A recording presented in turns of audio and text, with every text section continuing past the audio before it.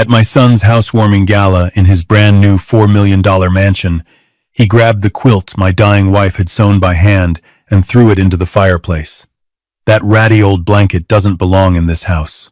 My 8-year-old grandson stood there watching his grandmother's last gift burn. I said nothing. I walked to the fireplace, reached into the flames, and pulled it out with my bare hands. 2 days later, the seamstress I brought it to unraveled a hidden pocket in the lining. Her hands started trembling. "Sir," she whispered, "do you have any idea what's sewn inside this quilt?" Hello and welcome to today's story. If you appreciate the content we create, please show your love by hitting the like button, subscribing to our channel, and telling us where you're watching from in the comments section. Disclaimer: this story features fictionalized elements crafted to engage and educate. Any resemblance to real people or places is unintentional, but the powerful message about love, loss, and legacy is undeniably real. That ratty old blanket doesn't belong in this house. My son's voice sliced through the laughter of 60 guests like a blade through silk. I stood in the center of his ridiculous living room, all imported marble and recessed lighting, holding a folded quilt that suddenly felt heavier than anything I'd ever carried. My name is Walter Brannigan. I'm 71 years old, retired carpenter from Fort Worth, Texas. 43 years I spent building things with my hands: houses, furniture, cabinets, a life. And standing in my son's palace of glass and ego, I'd never felt more useless. James had outdone himself with this housewarming party. The mansion sat on 6 acres outside of Dallas, a sprawling monument to a surgeon's salary and a surgeon's pride. Crystal chandeliers, catering staff in black vests, carrying champagne on silver trays, guests who drove cars that cost more than my house. I wore my good flannel shirt, the one Dorothy ironed the night before she went to the hospital for the last time. It smelled like cedar and memories. "Dad," James spotted me from across the room. His smile was the kind doctors practice in mirrors. "What is that?" "Your mother's quilt. For Noah. She wanted him to have it." His jaw clenched. I could see the calculation behind his eyes, the same look he got before telling a patient bad news he didn't actually care about. "This really isn't the place, Dad." "Grandpa." Noah's voice broke through everything. My 8-year-old grandson came running across the hardwood floor, skinny legs and Dorothy's brown eyes and a grin that could mend broken things. "Is that Grandma's blanket? The one with the stars?" I knelt down so we were eye to eye. "She made it for you, buddy. Every single stitch." Noah reached for it, but Claire appeared first. My daughter-in-law, 36, blonde, the kind of beautiful that looked expensive to maintain. She put her hand on Noah's shoulder like a leash. "Noah, sweetie, that's very old. We have Egyptian cotton sheets upstairs, much nicer. But Grandma made it for me. She promised." James moved closer. I smelled bourbon. Expensive bourbon. But bourbon at 3 in the afternoon is still bourbon at 3 in the afternoon. "Dad." His voice dropped but carried enough edge that the nearest guests went quiet. "Mom's gone. It's been 2 years. You can't keep showing up with her things like she's still here. It's not healthy. For you or for Noah. Dorothy wanted him to have this quilt, and I want my son to have the best of everything." James grabbed the quilt from my hands, not homemade junk from a woman who spent her last year sewing instead of accepting reality. He walked 3 steps to the massive stone fireplace, where a decorative fire crackled behind a glass screen. He opened the screen, and he threw my wife's quilt into the flames. The fire caught one corner immediately, blue and white fabric blackening, curling. 40 years of Dorothy's love turning to smoke in front of 60 strangers. Noah screamed. Not a child's tantrum. A wound. "Daddy, no. Grandma made that. She promised me. She promised." James turned back to his guests, with his surgeon's smile firmly in place. Kids get attached to the strangest things. More champagne? Anyone? Nervous laughter. A few guests looked away. Most pretended nothing had happened. I didn't shout. Dorothy always said, "Anger wasted loud is anger wasted twice." Instead, I walked to the fireplace, opened the glass screen, reached in, and pulled the quilt out with my bare hands. The edges of the fire bit into my palms. The pain was sharp and honest, nothing like the dull ache my son had just put in my chest. I smothered the flames against the marble floor. The quilt was damaged. One corner blackened, a few patches singed, but most of it survived. Dorothy had used thick batting, quilter's cotton layered dense. It didn't burn easy. She'd built things to last, just like I taught her. I looked at my son, 44 years old. I taught him to throw a football, paid for college, drove him to medical school interviews. Somewhere between his first scalpel and his first Mercedes, I lost him. Your mother left Noah more than a blanket, son. You just tried to burn your boy's inheritance. His eyes narrowed. What are you talking about? I didn't answer. I wrapped the damaged quilt carefully, tucked it under my arm, and knelt beside Noah. He was crying into Claire's dress, but Claire wasn't comforting him. She was checking her phone. Don't worry, buddy. Grandpa's got the blanket safe, just like Grandma wanted. I walked out. Behind me, I heard James laughing at something. The sound followed me to my truck like a stray dog I couldn't shake. The drive back to Fort Worth took 45 minutes on I-35, but it felt like 45 years. The quilt sat on the passenger seat, smelling like smoke and heartbreak. My hands throbbed where the fire had kissed them. Second-degree burns on 3 fingers. I didn't care. My house on Elm Street was nothing special. 3 bedrooms, a workshop out back, a kitchen Dorothy had painted yellow, because she said yellow kitchens made food taste better. She was right about most things. I set the quilt on our kitchen table and ran cold water over my hands. While the sting faded, a memory hit me like a freight train. 2 years ago.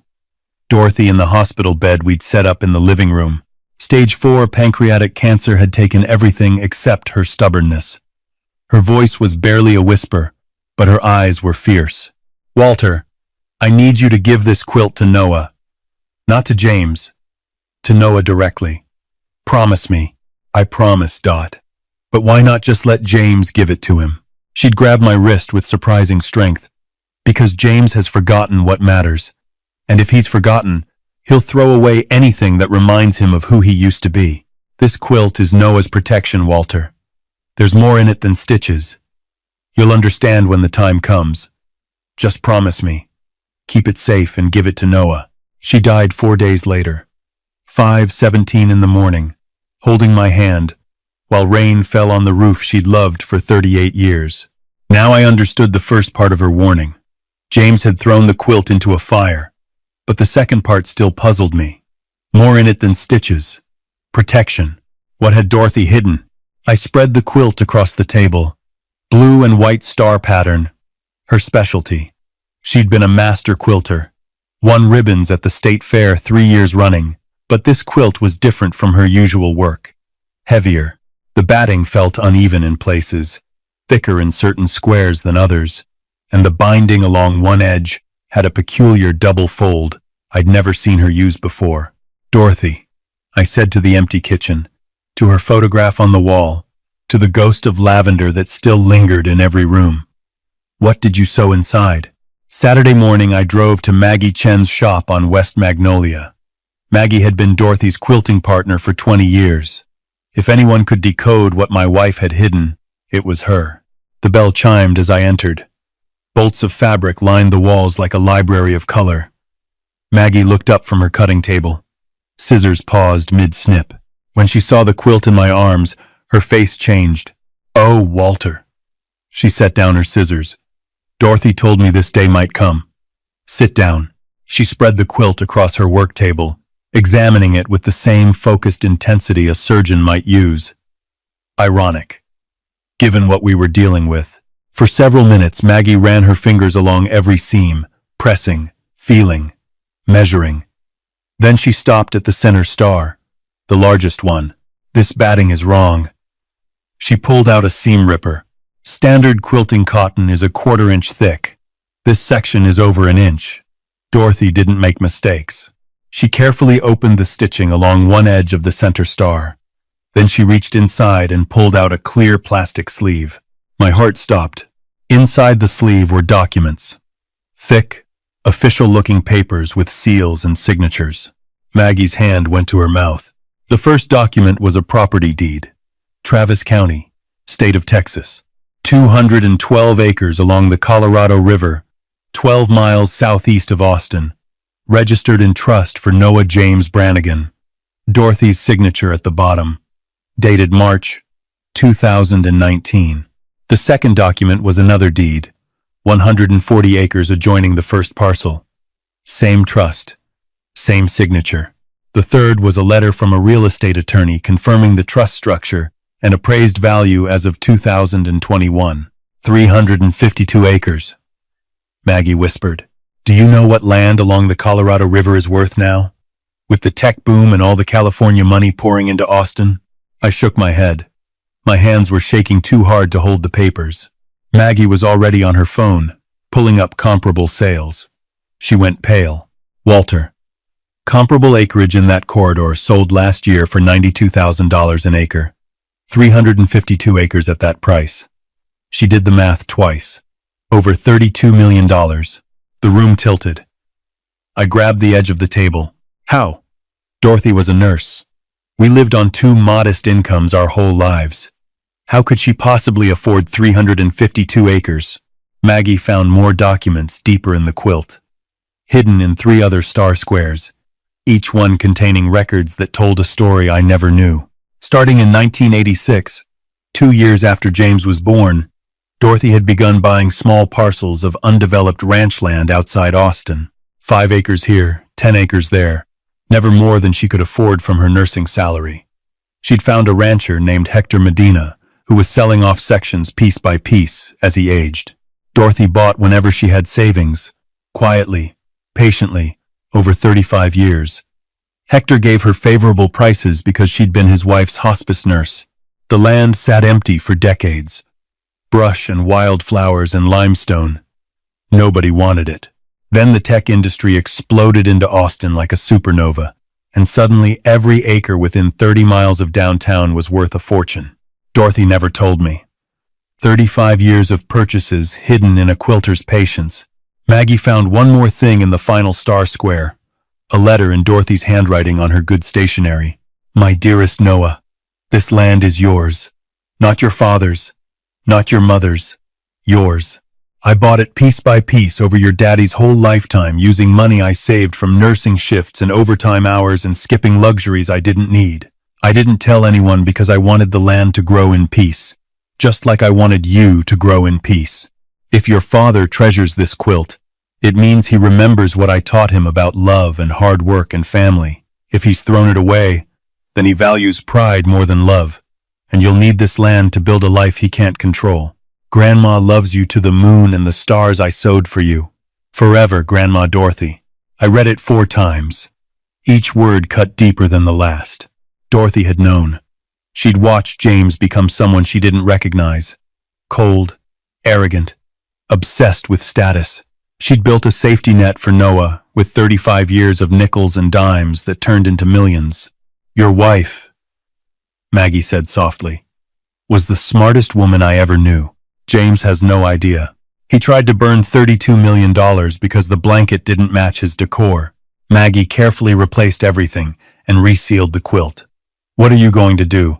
I picked up the quilt, feeling the weight of Dorothy's love and planning and sacrifice in every stitch. "I'm going to protect my grandson, and I'm going to make sure James understands exactly what he tried to destroy." Monday morning, I sat in the office of Rebecca Torres, an attorney Patricia Williams had recommended from her network. Rebecca specialized in estate law and child advocacy. Her office was in downtown Fort Worth, 10th floor, view of the Trinity River. She read through everything twice before speaking. "These deeds are legitimate and bulletproof. Dorothy registered everything through a licensed trust attorney in Austin. The trust is irrevocable. Noah is the sole beneficiary, and you're named as trustee. James has 0 legal claim to this property." She tapped the most recent appraisal with her pen. "But here's where it gets complicated. Your son is in financial trouble. Serious trouble. I did some research after you called yesterday." She pulled a file from her desk. "James Brannigan, Chief of Orthopedic Surgery at Dallas Metropolitan. Salary of $800,000 a year. but his spending outpaces his income by a factor of 3. That mansion cost $4.2 million. The cars, the country club, Claire's shopping, he's leveraged to the ceiling. Second mortgage, credit lines maxed, and there's a malpractice suit pending that could cost him his license. A malpractice suit? Patient named Gloria Fernandez. Routine knee replacement went wrong. James was allegedly impaired during surgery. The hospital settled quietly, but the patient's family is pursuing a separate civil case. If they win, James could lose everything. And if the medical board investigates the impairment claim, he could lose his license entirely. Impaired. My throat tightened. You mean he was drinking? The complaint alleges he appeared under the influence. Rebecca's expression was careful. Walter, if James discovers the land exists, he'll come after it. Men in his financial position don't hear $32 million without trying to grab it. And his first move will be to come after you. Come after me how? She pulled out a document. Conservatorship. If James can convince a court you're mentally unfit to serve as trustee, he can petition to have himself appointed in your place. Then he controls the trust. He controls the land. He controls Noah's future. The blood drained from my face. He'd try to put me in a home? It's disturbingly common in inheritance disputes. He'll hire a psychiatrist to say you're confused. He'll use the incident at the housewarming, reaching into a fire with bare hands, as evidence of erratic behavior. He'll paint you as a danger to yourself. I looked at my bandaged hands. James had already laid the groundwork without knowing it. We need to move fast, Rebecca said. Independent medical evaluation proving your competency. Witnesses to your daily function. And we need evidence of James's unfitness as a parent, because our best defense is a strong offense. She slid a business card across the desk. Carlos Vega, private investigator, former Texas Ranger. If James has skeletons, Carlos will dig them up. Walter, she added. Men like your son don't lose gracefully. When he finds out about the land, it's going to get ugly. How ugly? Whatever he did to that quilt will look gentle by comparison. Tuesday night, Carlos Vega called from his car outside James's mansion. I've been on him for 48 hours. It's bad, Walter. The file Carlos assembled over the next 3 days made me sick. James had been moving money to accounts in the Bahamas for 4 months. $2.1 million transferred in small increments to avoid reporting thresholds. He'd booked one-way flights to Grand Cayman for 3 passengers, himself, Noah, and a woman named Kristen Mercer, a pharmaceutical rep he'd been seeing for 7 months. She's 29, Carlos said flatly. Works for the same drug company whose painkillers James has been overprescribing. The affair started at a medical conference in Scottsdale. He's planning to leave Claire, take Noah, and disappear to the Caribbean. Flight leaves in 11 days. He's taking my grandson out of the country, with a woman who sees the kid as luggage. Carlos pulled up text messages he'd obtained through legal discovery channels. Look at this exchange from last week. James to Kristen. Tickets confirmed. New life starts the 12th. Kristen to James. What about your kid? Can he stay with your wife?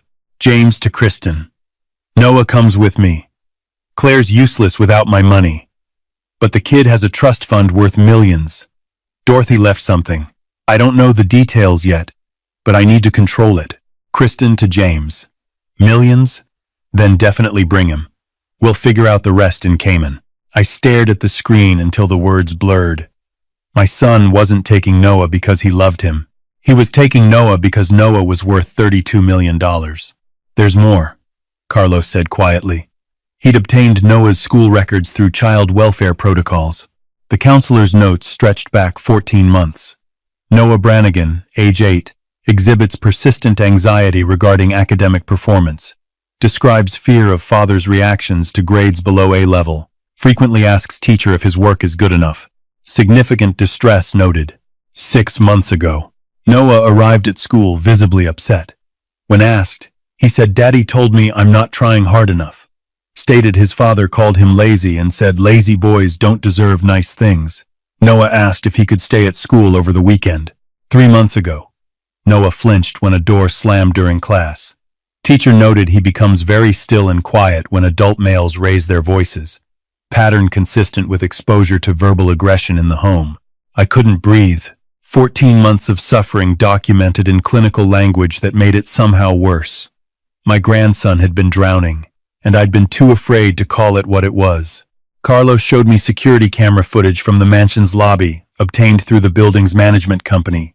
Noah and James in the hallway after school. Noah holding a painting he'd made in art class. Look, Daddy. I painted our family. That's you and me and Mommy and Grandpa. James barely glanced at it. Why is everyone the same size? I told you about proportions. My teacher said it was really creative. Your teacher hands out participation trophies.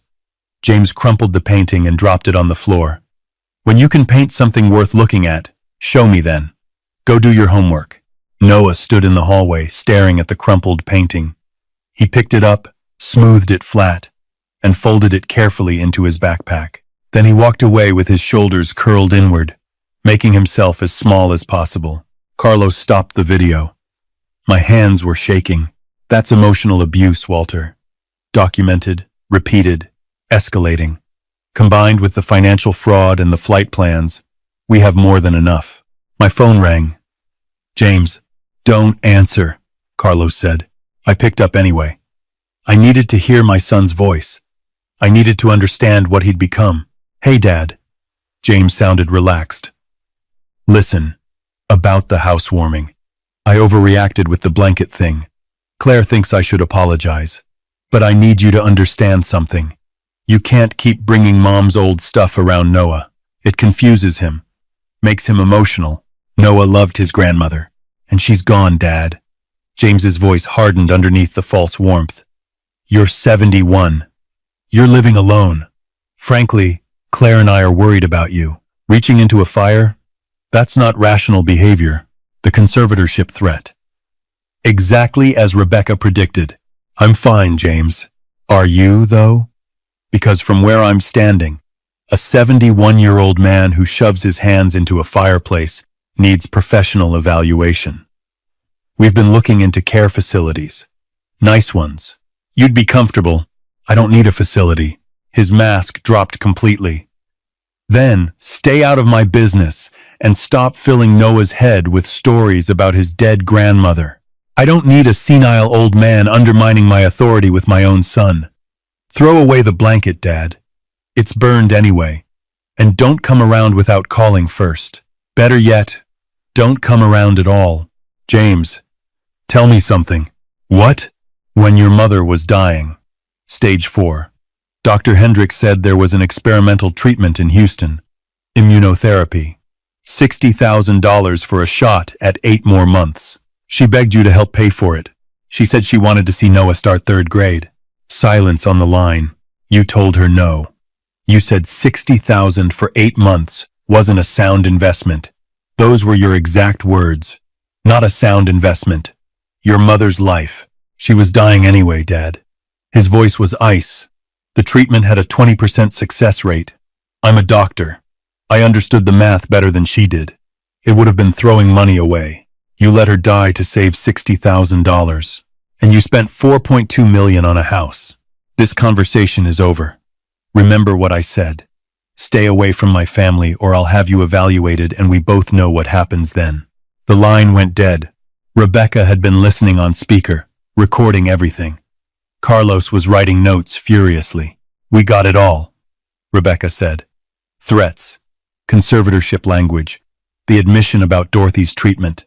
He just handed us his character on a silver platter. The next 9 days were war. Rebecca filed emergency motions while Carlos tracked James's every move. The evidence piled up like bricks in a wall. Dr. Harold Beck, the psychiatrist James hired to declare me incompetent, had been disciplined in 2 states for falsified evaluations. James had paid him $35,000, 7 times his normal fee. James's business partner at his surgical practice testified that James had offered him a percentage of future earnings in exchange for signing a statement about my erratic behavior at the housewarming, witness tampering. Claire called me Wednesday morning. Her voice was a cocktail of panic and greed. Walter, I know about the land. James found something in Dorothy's papers. I don't know details, but there's property worth millions. Whatever you're planning, I want in. I met her at a diner in Arlington. She came overdressed and under-sincere. James is leaving me. He's taking Noah and some woman to the Caymans. I know about the flights. I know about the accounts. She leaned forward. I have proof. Photos, texts, hotel receipts. I'll give you everything. I'll testify against him, but I want custody of Noah and half of whatever Dorothy left. Half of Noah's inheritance. $16 million. What would you do with Noah? I asked carefully. Claire blinked. Well, I'd enroll him somewhere excellent. There are boarding schools in Connecticut, Switzerland. He'd get an incredible education, and I'd have the resources to rebuild my life. You'd send him to boarding school. He's 8 years old. He'd thrive. Children adapt. She waved her hand like she was discussing furniture placement. I'm being realistic, Walter. I never wanted to be a hands-on mother. That's what nannies are for. But I can provide Noah with opportunities. With the right funding. The recording captured every word. 2 days before the hearing, James filed an emergency motion to expedite. The judge granted it. 3 days compressed into 24 hours. Then came the bombshell. Carlos called at midnight. James changed the flights. Tomorrow night. 9:45 p.m. to Grand Cayman. Not 11 days from now. 3 passengers. He knows the walls are closing in. He's running. Rebecca had the emergency custody petition ready by sunrise. The hearing happened at 10 a.m. in a Dallas family courtroom. Wood-paneled walls. Judge Patricia Okonkwo presiding. A woman in her 60s known for being brilliant and brutal when children were at stake. James sat with his attorney looking confident and concerned in equal measure. The loving son worried about his confused father. His attorney went first. Straightforward case, he said. Robert Sullivan, elderly, living alone, exhibiting signs of cognitive decline, erratic behavior, witnessed by dozens of guests. A man who reached into a burning fireplace with his bare hands.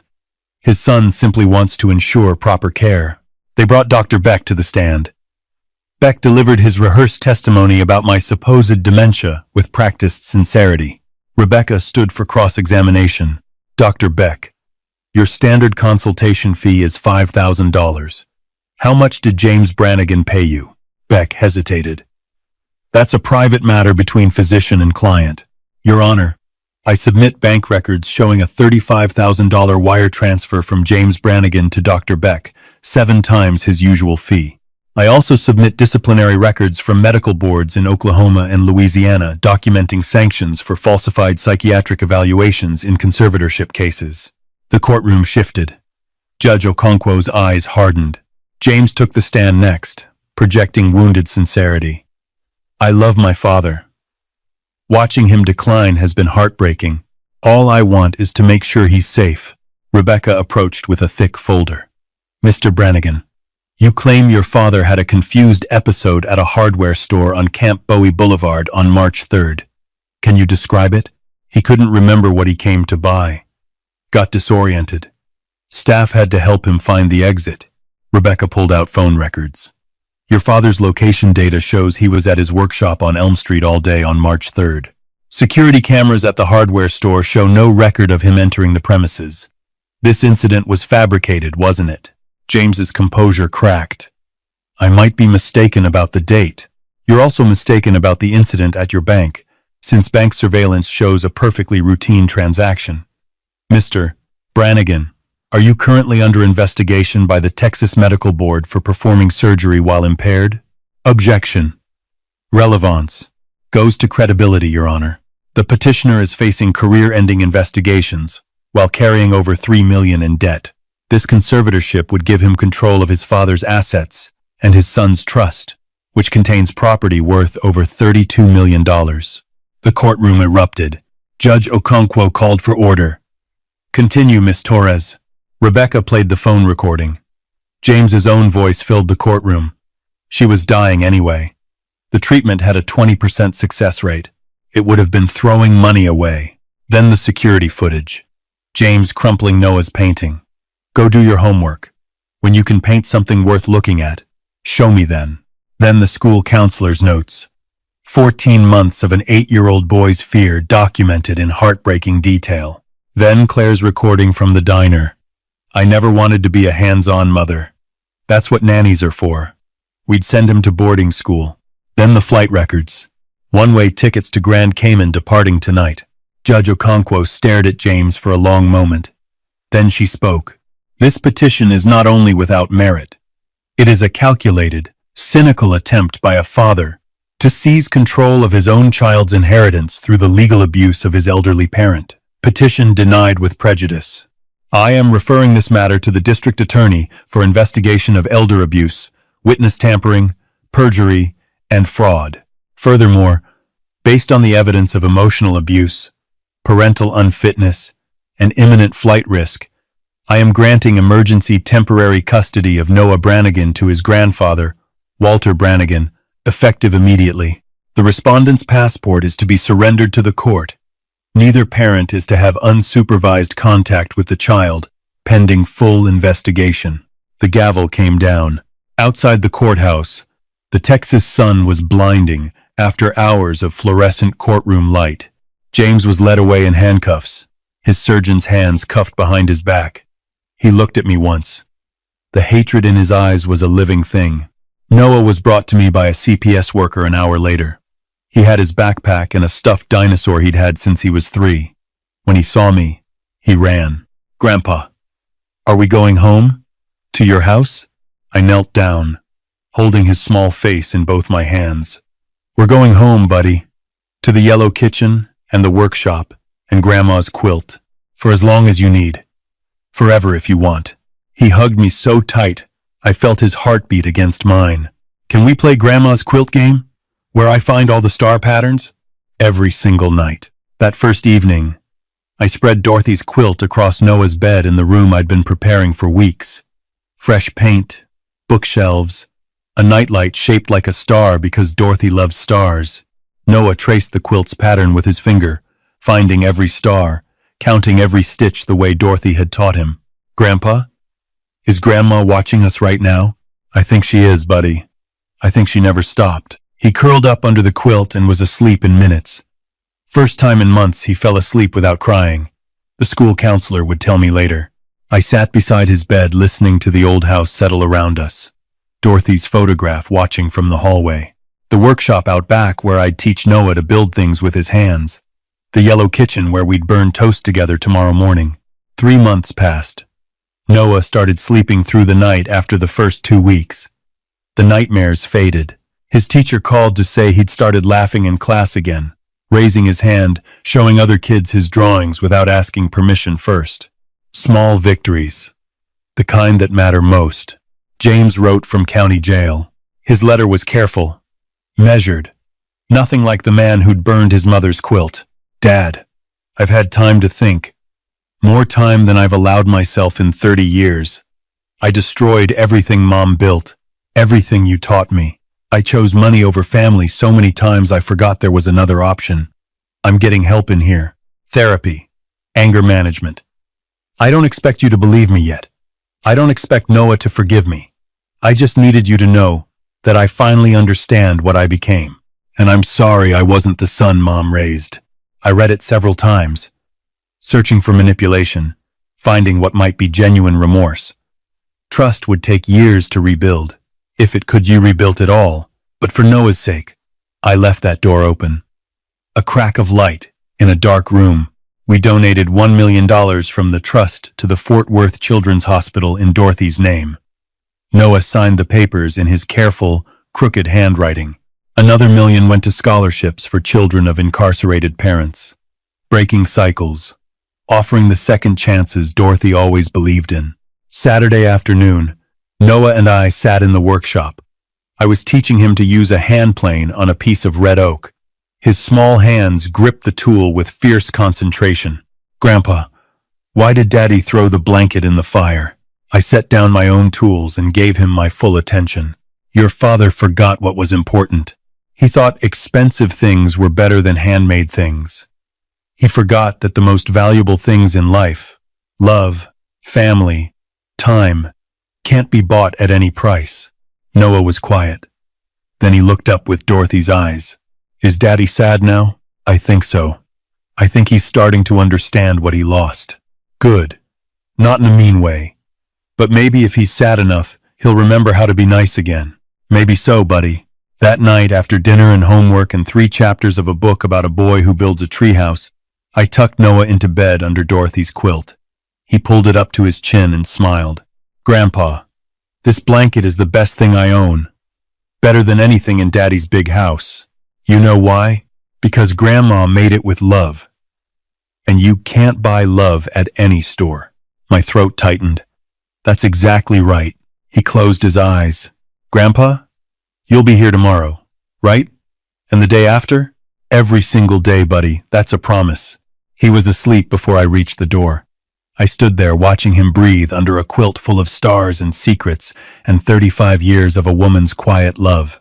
Dorothy, I whispered to the yellow kitchen, to the workshop, to every corner of the house she'd filled with warmth. Our grandson is safe. He's healing. He knows he's loved exactly as he is. He doesn't have to be perfect. He just has to be Noah. I kept my promise. And every morning when that boy wakes up under your quilt, he's learning what you spent your whole life teaching. That love is patient, that family is everything, that the most valuable things aren't the ones that cost the most, but the ones that someone made with their own 2 hands and their whole heart. If you're hearing this story, I want to tell you one thing. Don't let pride and money blind your heart the way it blinded my son. James had everything.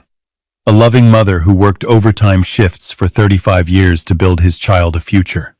A father who taught him to work with his hands. A son who just wanted to show him a painting. And he threw it all away for marble countertops and champagne and the approval of people who wouldn't visit him in jail. I've lived 71 years on this earth. I've built houses, raised a family, buried the woman I loved. And I can tell you this. God gives us people to love, not to impress. Dorothy understood that. She spent every spare dollar, not on herself, but on land that would grow in value for a grandson she might never see grow up. Even when cancer was stealing her body, she was still planning, still protecting, still loving. God doesn't measure us by our houses or our titles or the cars in our driveway. He measures us by the love we leave behind. And by that measure, Dorothy Brannigan was the richest woman who ever lived. If you're a parent, hold your children close and tell them they're enough. Don't turn them into trophies for your ego. Love them as they are, messy paintings and burned toast and all. If you're caring for someone elderly, watch for the signs. Financial manipulation, isolation, threats disguised as concern. Financial manipulation, financial manipulation, financial manipulation. Elderly. Dorothy left that quilt not just for Noah, but for every grandparent fighting to protect the ones they love. God gave me one more chance to do right, to keep my promise, to love and protect a little boy who just needed someone to tell him his painting was beautiful. I won't waste that chance, and neither should you. Every morning, Noah wakes up safe under a quilt full of stars, and that's the only legacy I'll ever need. Sincerely, Walter Brannigan. This content contains dramatized storytelling elements for educational purposes. Some details are fictionalized, but the core lessons about recognizing financial and emotional abuse are real. If this style isn't for you, that's okay. Please seek content that better fits your needs.